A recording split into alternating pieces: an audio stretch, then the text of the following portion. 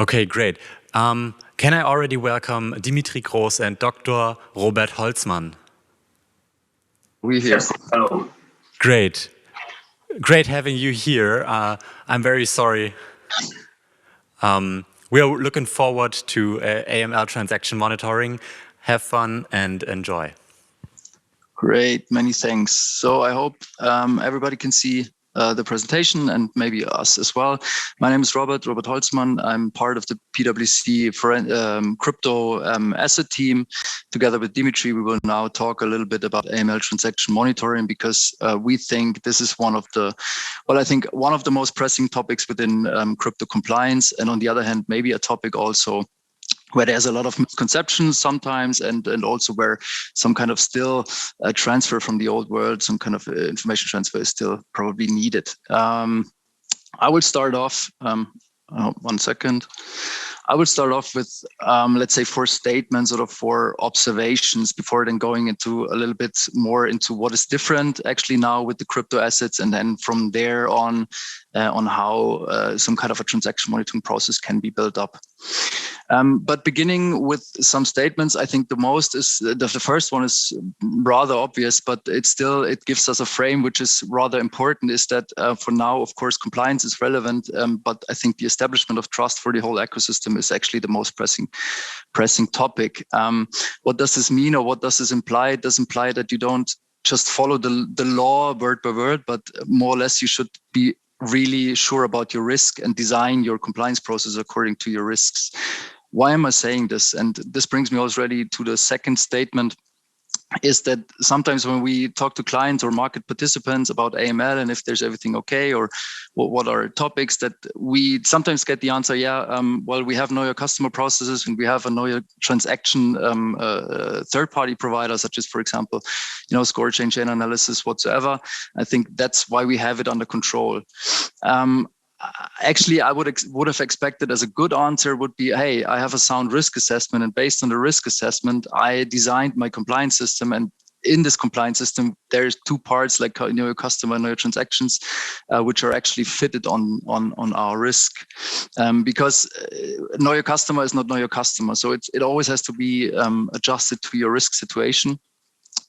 For example, do you know what kind of client bases do you have? What kind of risks are there? Do you have a client risk rating, etc., etc.? And the same is true for know your transaction, or like transaction monitoring as such. Like an external provider, they can only provide part of the puzzle, which means they give you the public information which is there, but in the end, it's your environment, it's your transactions which needs to be followed, it's your clients which needs to be tracked, and this needs to be done according to your risk. And this brings me to the third statement, which I would say this is something what the new world can copy from the old world. It's that you should really, as already stated, build up your compliance system based on a sound risk assessment. What do I mean by sound risk assessment? That means that you're really sure that you can extract your inherent risk. So what actually is your risk without taking into control any safeguards you have, based on, at best, your products, your assets, your client base, your geography, and so on and so forth. And then, at best, this risk assessment is also based on data. And based on that, then when you then have your risk identified, then you deduct what do you need to do? How should my safeguards, for example, know your customer process, or especially now the transaction monitoring system should look like? And I think especially in terms of transaction monitoring, this is especially valuable because here the risk situation is somewhat more or less completely different than in the old world. And this is what I want to dig in now before then we start to talk about how should actually a transaction monitoring process should look like, because this is somehow the basis to understand what is now different. It's very simplified what I present right now, but we have, or when we compare it to the old world, to the old financial services or traditional banking world, there's more or less like a ring-fenced closed loop system. So you have the banks, the centralized entities, which, I mean, they managed the accounts, they map, certainly they map their clients to accounts, they identify their clients and can verify their clients.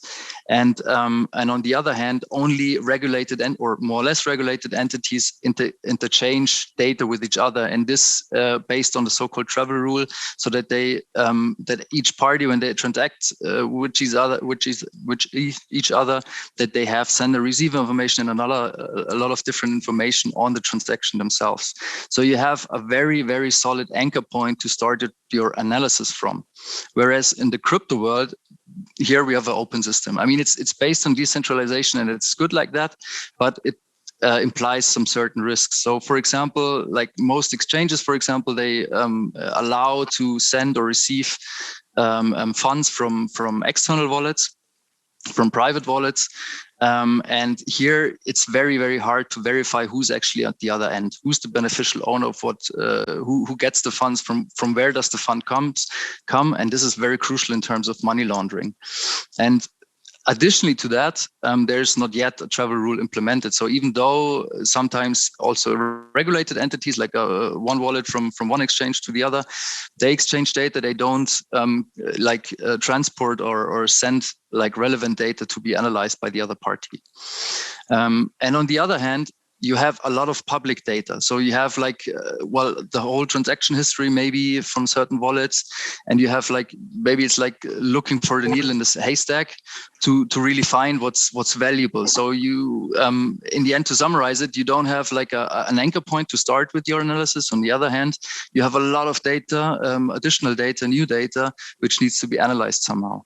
And one thing, or what I would say in this regard, what can be done there is, or what I think what should be done there is some kind of a scientific approach. What do I mean by that? I mean, scientific approach always starts with some kind of a theory-based approach. So you start with a good theory, like you do in science. In our case, it would mean you start with, like, for example, risk scenarios published, for example, by the FATF or the financial intelligence units of your country, and try to deduct what's applicable to me, and how do I operationalize those scenarios? And based on this operationalization, you identify then, okay, what kind of data sources do I need? How needs the data to interplay? So what kind of data sources, for example, from KYC, from my own transaction history monitoring, from third-party vendors, etc. How do I need to combine those data? And then when you've done this and you have your first version, so to say, then you start analyzing the data, then you start monitoring your data. And then as a good scientist, you then test your theory on empirical data. And this means that, you learn from the transactions you have analyzed, and then you need to build up more or less a system which can learn. So, which means this includes, for example, that your second line, your compliance, does do some sample checks, ex post sample checks, so that they verify what happened actually, and learn from that. That you document what worked and what not. Just easy, simple as that. Sometimes that you write it down, and so on and so forth. But to make sure that in the end you learn from what you've done. Taking this as a starting ground on how to then set up your system, I now come to the next slide, where we want to give a holistic part before we then dig into deeper what needs to be considered when we talk about data which needs to be combined, etc.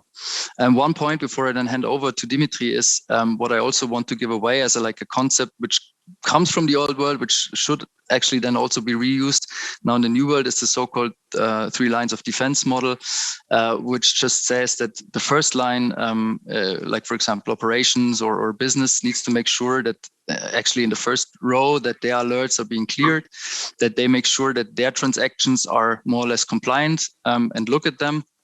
And the good thing about it, or why I stress this, is because sometimes it's not applied. But on the other hand, this approach gives the compliance the freedom to focus on their core competencies, which means that they provide advice on really critical cases, that they give trainings, that they update and ameliorate the processes as such, and that they control. That's what I've just said before, that they do, for example, sample checks on what has happened and so on and so forth.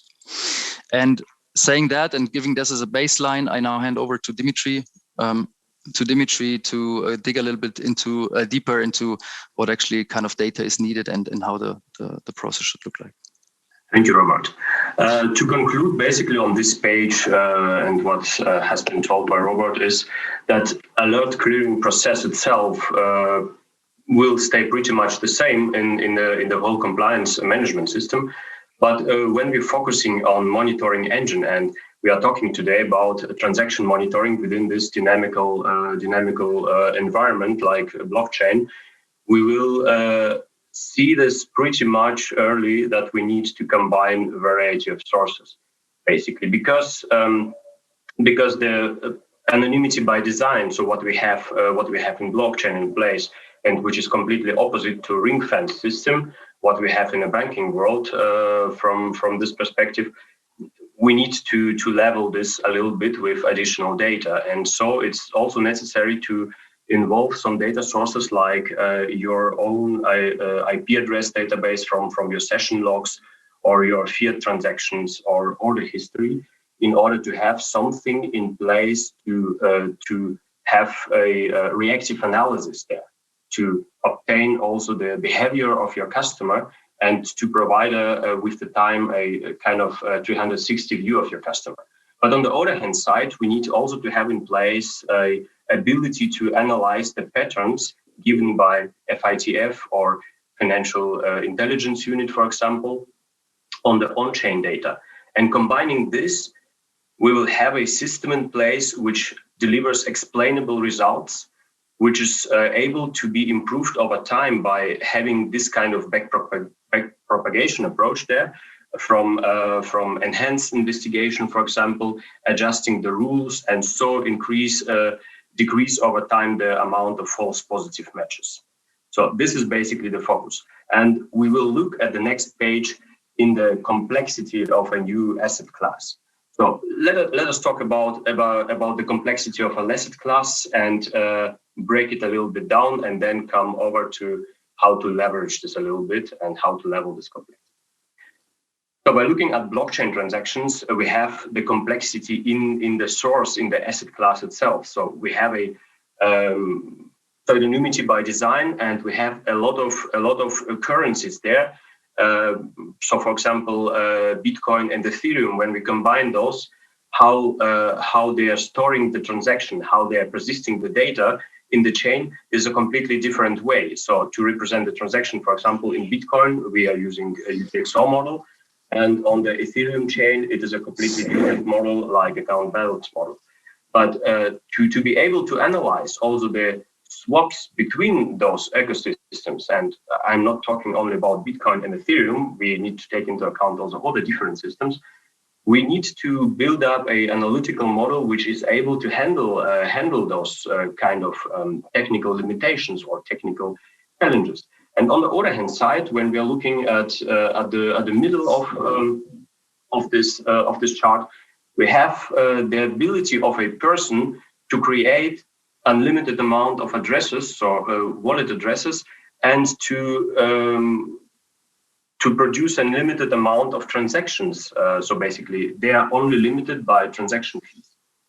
And this makes also way complexer to investigate, as we have it in a ring-fence system. We all know the Panama Papers case, and it is also possible to have financial crime in the old world, but in the blockchain world, this is much easier because you don't have those kind of limitations, or you have the pseudonymity by design. But on the other hand side, we have a high volatility of the asset class. So it is not enough to have a kind of threshold in place, which is always the same, and where you generate alerts by exceeding this threshold. We need to have a system in place which is analytical enough to adapt to this high volatility. And to do so, we switch to the right side of this page and look at the data sources, what we have there. So from sounding perspective, it looks like we have a dynamic, chaotic system with pseudonymity.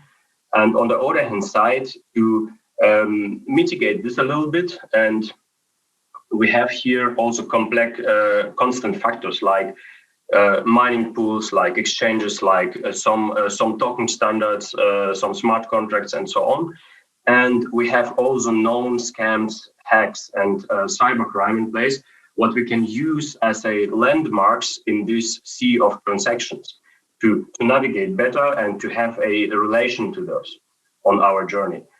And when we're talking about utilizing new kind of technology, it is also necessary to look into what we have in place there in terms of utilizing machine learning, deep learning technology. And there's several papers in place already showing good results by utilizing encoder-decoder networks in order to obtain patterns within the blockchain transactions in order to have signal for mixing and tumbler services. And this works quite promising, looks quite promising, and will work well to de-anonymize a little bit the structure.